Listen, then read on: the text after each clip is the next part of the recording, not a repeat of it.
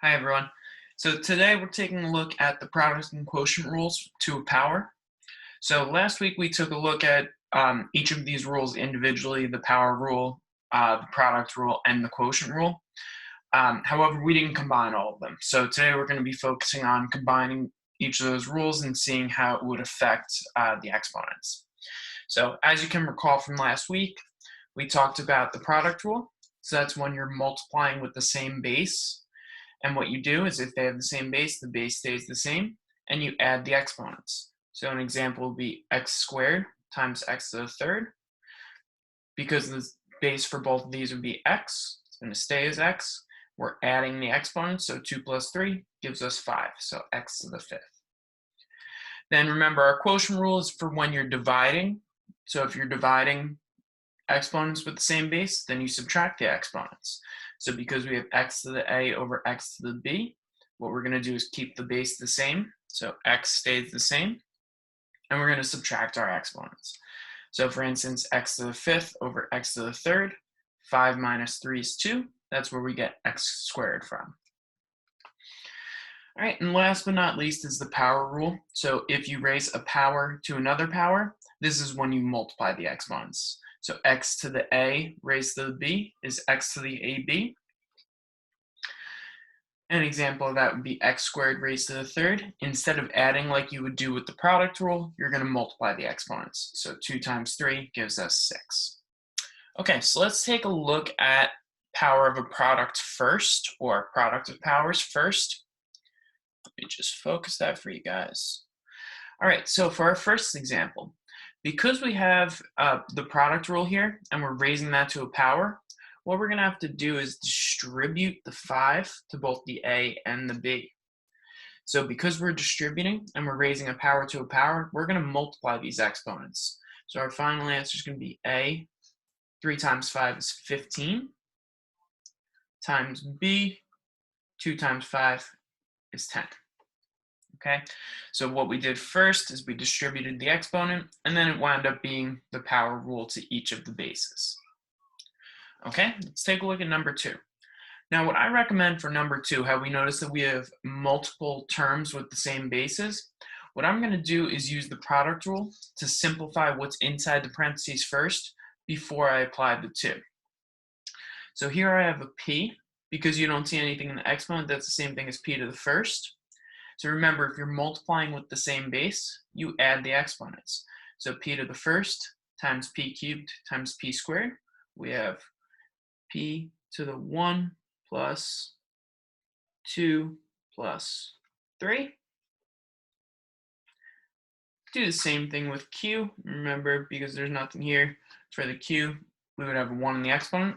So it would be q squared plus 4 plus 1. And this is all being raised to the second. I can simplify this. So we would have p, 1 plus 2 plus 3 is 6, times q, 2 plus 4 is 6, plus 1 is 7, squared. Now this looks a lot like the first example, so after we simplified example 2, we have something similar to the first example. So we'll distribute that exponent of a 2. So distribute that to the p's and the q's. So we'll have p, 6 times 2 is 12. Q, 7 times 2 is 14. Okay. Now, last but not least, for the product of power examples, is number 3. Now, number 3, we're actually raising it to a power twice. So we're actually doing the power rule twice. So the way that this works is you're going to start on the inside of the parentheses, see if there's any simplification like we did in number 2.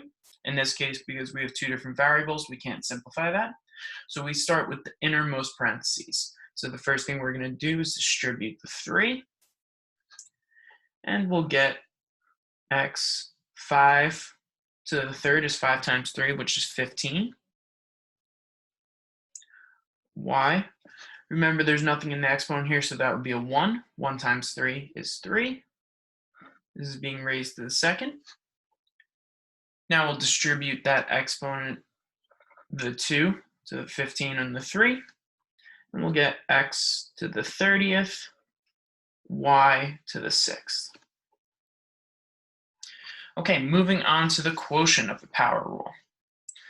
Okay, so here, again, just like the product of powers, here when we have the quotient of powers, we're applying the power rule to the quotient rule. We're also going to combine the product rule into that, so we'll be using all three of those rules in one. So for number 4, very similar to number 1, however here we're using the quotient rule. We're going to first check to see if we can simplify what's inside the parentheses. Because we have two different bases, we see that we can't simplify that. Then we'll distribute the 3 to both the a in the numerator and the b in the denominator. And we'll get a to the 9th, because 3 times 3 is 9, over b to the 15th, because 5 times 3 is 15. And that'll be our final answer. Now for number 5, there's a little simplification that we could do first before we apply the exponent of the 6. So what we're going to look to do is apply the quotient rule with any like basis. So here, how we have a p cubed over p squared, that's going to simplify to p to the 3 minus 2 in the numerator. Then q to the 5th over q to the 10th is going to be the same thing as q to the 10 minus 5 in the denominator. Now the reason that I'm subtracting 5 is because I'm going to move the 5 down to the denominator. I'm going to be taking 5 q's away from the q to the 10th. So because the larger exponent is in the denominator, that's why I move it to the denominator. Okay, so let's simplify that. P to the 3 minus 2 is just p over q to the 5th. Then we're raising this all to the 6th power. Then let's distribute this exponent of a 6 to the numerator and the denominator. And we get our final answer is p to the 6th over q.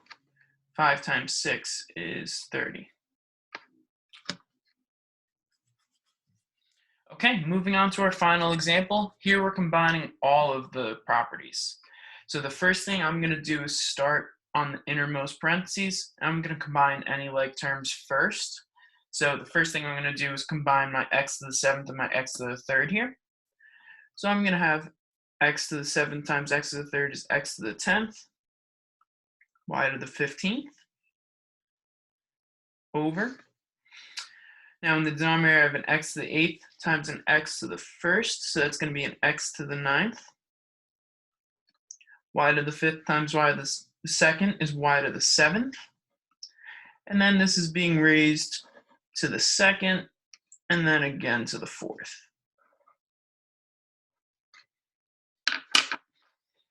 Okay, so now let's simplify the innermost parentheses again. X to the 10th over x to the 9th is just x to the 1st. Y to the 15th over y to the 7th is y to the 8th.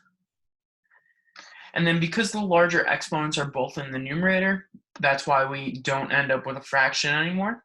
So now we're done with the quotient rule, and we're only going to be applying the power rule from now on. This is being raised to the 2nd, raised to the 4th. So if we distribute the 2nd power, we're going to have x squared, y to the 16th, raised to the 4th. And then our final answer, we'll have to distribute the 4 to each exponent.